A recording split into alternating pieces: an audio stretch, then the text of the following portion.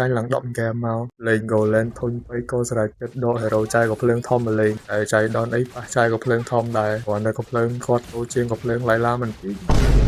ហើយកន្លែងនេះគ្មានដឹងថាគេចាំទៅស៊ីទេមានតែអាប៉ែនោះក៏ទ្រុបក្នុងស្មៅមកជឿធ្វើអីច្រើនរួចទៅឲ្យគេវាយហ្មងទៅឲ្យគេវាយសិនចោះជាមួយតែមានលុយត្រៀមខ្លួនហើយបាញ់ទៅប៉ែក៏ភ្លើងធំហើយបះជើងមក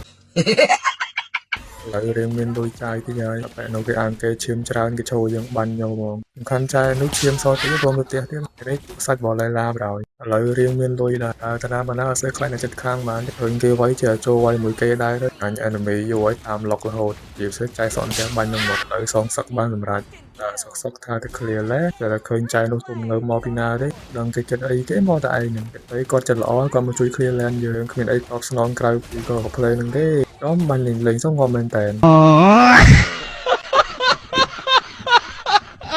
លេងយូរទៅមិនដឹងថាអំបើកមុខឬក៏តែងបើកមុខទេចូលទៅវាយអត់មានខ្លាច enemy អីមិនតិចតែនោះស្អី skill អញញ៉ៃដល់ក៏យើងបាញ់បានឆ្ងាយដែរខ្លាចឲ្យឈោបាញ់អត់មានជាណាមរៀលហើយចែនោះស្គាល់ក្រក៏ភ្លើងធំមានអីមានងាប់ទាំងពីរតែមកក្របឲ្យថាងាប់ទាំងពីរមានអីអត់ងាប់ផង